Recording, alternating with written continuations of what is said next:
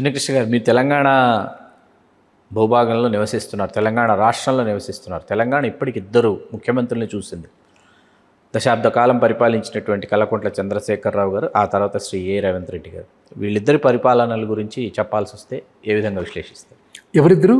చంద్రశేఖరరావు గారు, రేవంత్ రెడ్డి గారు.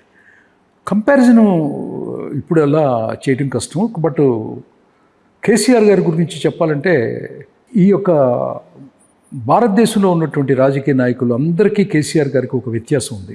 నేను కేసీఆర్ గారు చావు బతుకుల్లో చాలా సీరియస్గా, అంటే ఇంకా ఆయన రూపం మారిపోయింది, అన్నీ మారిపోయిన టైంలో నాకు కపిల్ అనే ఒక మిత్రుడు కూడా ఉన్నాడు. వాళ్ళ టీంలో తిరిగాను. కేటీఆర్ గారు మా ఇంటి వెనకాల బంజారా హిల్స్లో వెనకాల ఉంటారు, పరిచయం. నేను ఇంటికి వెళ్తాను, రామన్నను కలుస్తాను, కలిసి కూర్చొని మాట్లాడుకుంటాం. రామన్న కూడా అక్కడ ఉన్నాడు.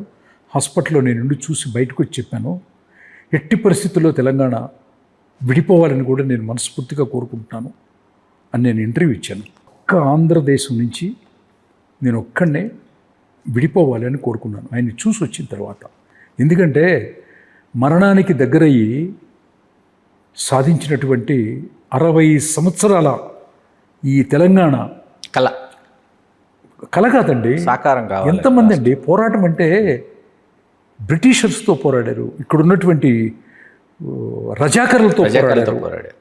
ఎంతోమంది గద్దర్ లాంటి వాళ్ళు తన పాటలతో, తన దీంతో అసలు ఒకటా రెండా అండి త్యాగాలు, అసలు ఊహించని త్యాగాల్లో ఈ యొక్క తెలంగాణ ఈ గడ్డ ఎప్పుడు విముక్తి అయితే అప్పుడు సంతోషపడుతుందంటే, కేంద్ర ప్రభుత్వాలు గేమ్ ఆడటము, కేంద్ర ప్రభుత్వాలు అనేకమైనటువంటి డ్రామాలు ఆడటము చేసి ఆయనక చావు బతుకుల్లో ఉంటాడనే ఒక ప్రగాఢమైనటువంటి పెద్ద ఉద్యమం చేసి సాధించినటువంటి కేసీఆర్ గారు తెలంగాణకి ఎప్పుడూ జాతిపితేనండి.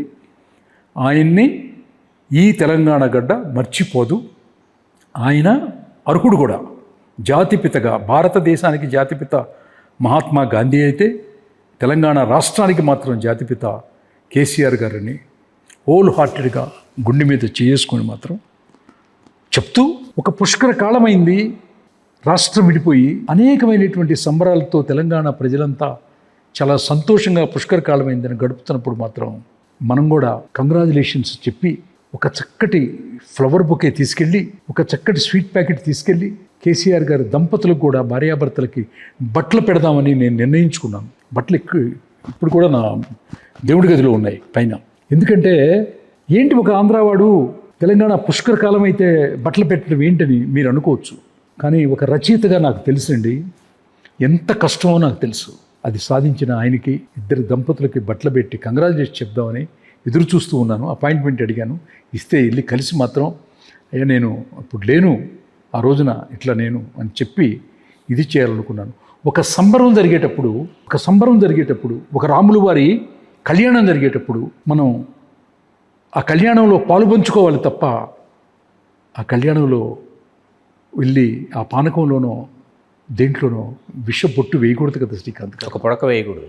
ఒక సంతోష గడియలు కదా, పండగ కదా, సంతోషకర సమయంలో, ఆనందకర సమయంలో వాస్తవం అది మాత్రం ఒక ఇంటలెక్చువల్గా థింక్ చేయాలి తప్పితే, ఒక రోజు జరుగుతున్నటువంటి విషయాలను కూడా చాలా కూలంకషంగా పక్కన పెట్టుకునే వ్యక్తులను మాత్రం ఒక విద్వత్తు కలిగి, ఒక సిద్ధాంతం కలిగి, ఒక పాజిటివ్ నేచర్ కలిగిన వ్యక్తులు ఉండటం వల్ల రాజకీయ నాయకుల్లో పరిణతి వస్తుందని నేను అనుకుంటున్నాను. అద్భుతం. రాబోయే ఎన్నికల్లో తెలంగాణ రాష్ట్రంలో అటు బీజేపీ, ఇటు టీఆర్ఎస్, మధ్యలో కాంగ్రెస్, ఎవరు అధికారంలోకి వస్తారని చిన్నకృష్ణ గారు భావిస్తున్నారు? నేను టూ ఎర్లీ టు ప్రెడిక్ట్, ఇంకా కొంచెం టైం పడుతుంది. నేను కూడా సైంటిఫిక్గానే థింక్ చేస్తాం కాబట్టి ఒక 6 months ముందు మీరు అడిగితే నేను మీకు మాత్రం చెప్పగలను. ముందుగా బయట చెప్తే కొంతమందికి కోపం వస్తుంది, కొంతమందికి ఇది అవుతుంది కాబట్టి. హలో, తెలుగు రాజ్యం ఛానల్ చూస్తున్నారా? సామాజిక రాజకీయ జీవన చిత్రణే తెలుగు రాజ్యం. అతిశయోక్తులు, అసత్యాలు ఉండవు. రాజకీయ కోణం కాదు, ప్రజా కోణమే కొలబద్ద. తెలుగు రాజ్యం వీక్షణ మీ ఉత్తమ అభిరుచికి నిదర్శనం.